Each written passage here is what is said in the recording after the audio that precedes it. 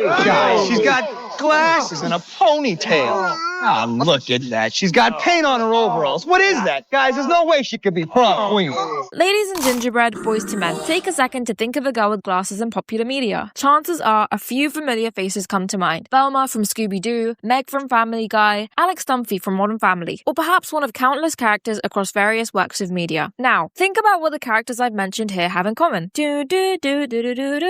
What is, they're all perceived as ugly, nerdy, or an awkward mess? Ding ding ding, that's right! Oh my gosh, I have no idea how you got that. Despite existing across different decades, genres, and cultures, the majority of leading ladies with glasses are presented in remarkably similar ways. They are the smart one, the awkward one, the unattractive one, or all three at once. This might not matter to you at all, but let me tell you why it matters to me. My name is Hanawaari, and I've been wearing glasses ever since I was 6, or maybe 7 years old. Glasses have become a part of my identity. They're a feature of myself that I would use to describe myself. They've now become a part of me. So to see someone who wears glasses in a TV show or a movie makes me happy. It makes me feel seen, and it makes me a little biased when it comes to choosing a favorite character. So it is of utmost importance for me to point out that representation when it comes to girls with glasses sucks. One of the most common stereotypes surrounding glasses girls, GGs, is the assumption that they are intelligent but unattractive. These characteristics often appear intertwined, as though intelligence exists as a compensation for a lack of beauty. In many stories, the girl with glasses serves as a foil to a more conventionally attractive female character. Velma, for example, contrasts sharply with Daphne in Scooby-Doo. While Daphne embodies traditional femininity and attractiveness, Velma is characterized primarily by her intelligence and problem-solving abilities. Similarly, in Modern Family, Alex's academic success is constantly contrasted with her sister Haley's beauty and popularity. She even says it herself. It doesn't matter if I dress up.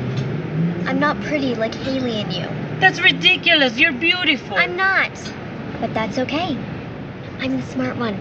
The implication is subtle but persistent. The girl with glasses is smart, the girl without is pretty. You cannot be both pretty and wear glasses. This creates a troubling binary. Why should intelligence and attractiveness exist as opposites? Why are female characters so often forced into one category or the other? The infamous glow-up trope is probably worse than the glasses equals nerd one. Across decades of film and television, countless female characters undergo dramatic transformations that consist largely of a beautiful actress removing her glasses, straightening her hair, and changing her wardrobe. And suddenly, everybody notices how beautiful they were all along. The most famous example I can think of is Amelia Mignonette Thermopolis Rinaldi, Crown Princess of Genovia in The Princess Diaries. Before her makeover, she is presented as awkward, frizzy-haired, and overlooked. And after a transformation that includes removing her glasses, she becomes recognizably beautiful in the eyes of those around her. The summer I turned pretty, aka the summer I started wearing contacts. Kiss him, not me. She's all that. True beauty. They all see a young woman whose glasses vanish when she becomes her more beautiful self. And I get that glasses might not be everyone's thing, but when they're doing the fixing her wardrobe part of the process, could they not have taken her to the opticians to get her a pair of glasses that suited her better? It's like, if a dress didn't suit you, would you never wear a dress ever again? No, you'd find a dress that looks better on you. Or if you watched a TV show you didn't like, would you stop watching TV shows as a whole? No, you try a different TV show. So what I'm trying to say is that there are so many kinds of glasses out there, and while one may not be your style, another one out there will be. Can we hashtag acknowledge that? That's why this video is sponsored by Firmoo. I'm just kidding. We have 60 subscribers. Oh, actually, we have 65 subscribers. Woo! But a sponsorship is not happening anytime soon. The message remains, glasses are not simply an accessory that helps you see, they are an obstacle standing between a girl and her pursuit of conventional attractiveness. I think we should do like a speed round of every woman I can think of. And then you can add yours. You can suggest yours in the comment section. Let me look at the thumbnail. Okay, Meg from Family Guy. She's like the ugly one. Her parents don't love her. Her family doesn't care about her. She's overlooked. It's really sad. It's just really badly done.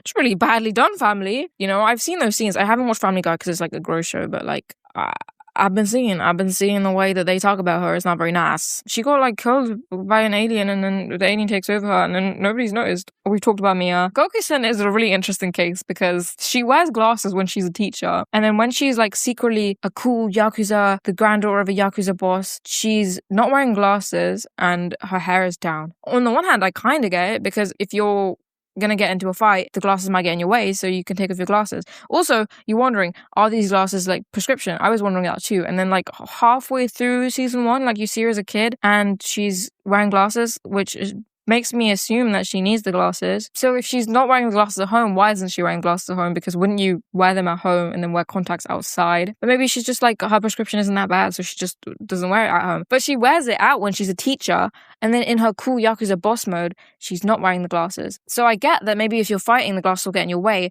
but then her hair is down. So then wouldn't your hair being down get in your way if you're in a fight? But then maybe she's so good at fighting that she like the hair being down won't get in her way. But then on that note, then why would the glasses get in her way? So I don't know. Sophie from My Deepest Secret. It was one of the first instances where I read a webtoon and I was like, wow, like a girl in a webtoon looks kind of like me.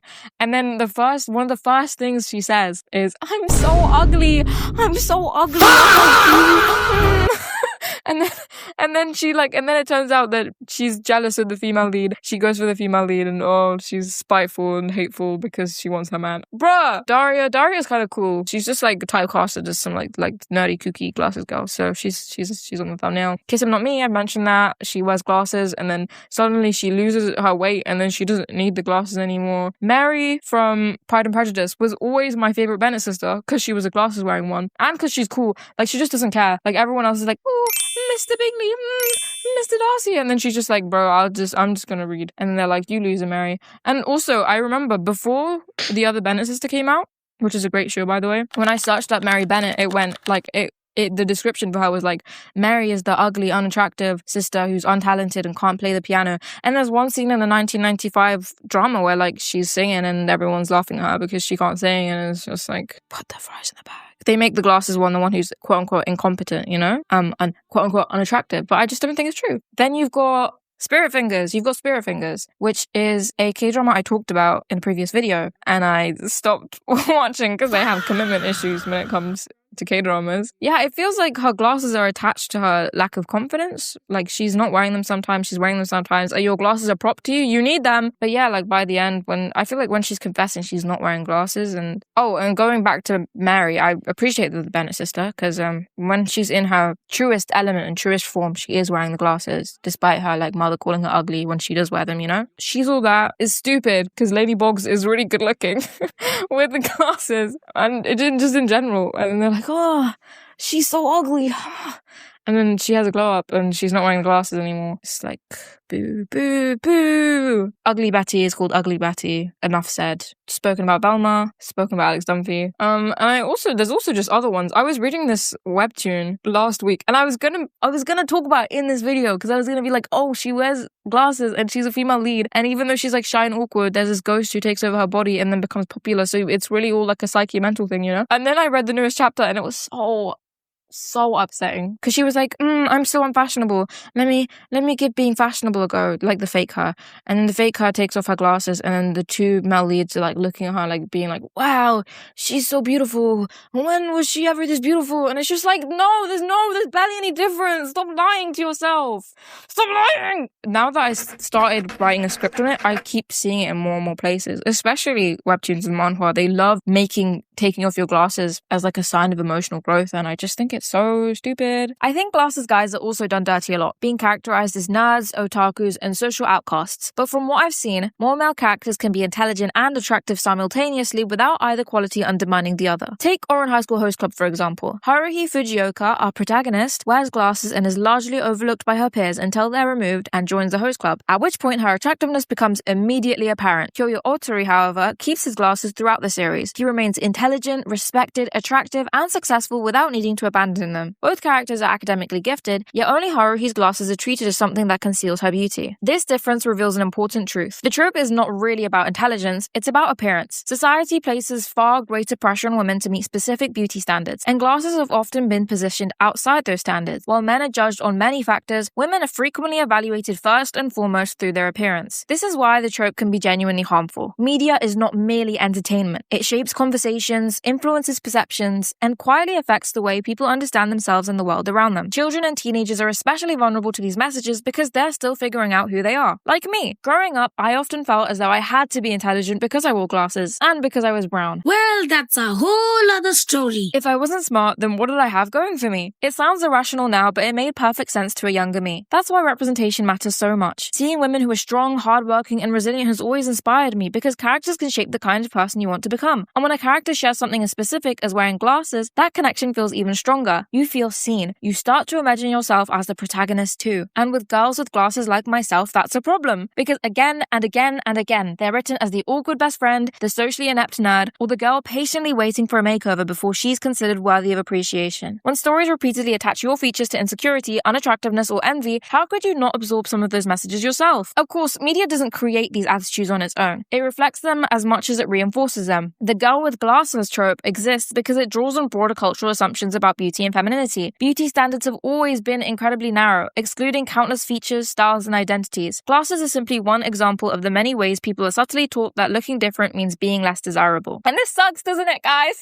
The problem is the underlying issue here. There's a bigger issue here, which is that there is one standard of beauty, and if you don't align in that standard of beauty, then you are considered ugly and unattractive, and nobody pays attention to you, and everyone calls you a loser. And that is what media is telling you is the case. And it's not just glasses, it's like other features, it's freckles, and it's I don't know, curly hair in one world. It's being overweight. How often do you see like an overweight girl who is just cool and normal and doesn't have to care about being overweight, or like a girl who wears glasses who doesn't have to care about her glasses, you know? Because society is telling them that these features, this part of them is gross. And I'm not saying like you can take off your glasses, you can lose weight, it's cool, it's great. But there's so many women who are watching this television and seeing these characters be insecure and feel like losers, and then it makes you feel insecure and you feel like a loser. And also, I just don't think these features are bad features or ugly features, but if media tells you they're ugly features, you're going to think they're ugly features, and you're going to internalize that they're ugly features, and you're going to, not only are people with those features going to feel insecure, people who don't have those features are going to see people with those features and be like, oh, they are what I consider unattractive because I have been taught that this is what is unattractive. And so many people have plastic surgery and wear heavy makeup because they don't feel secure in their own appearance. I don't feel secure in my own appearance. I haven't for a really, really, really long time. And is it not these messages in media that tell you that people like you are ugly, that you feel ugly when you look in the mirror, you feel ugly? It shapes a person's mindset, and it really does. And I feel like the fact that media is fictional is that you can do whatever you want, but if you're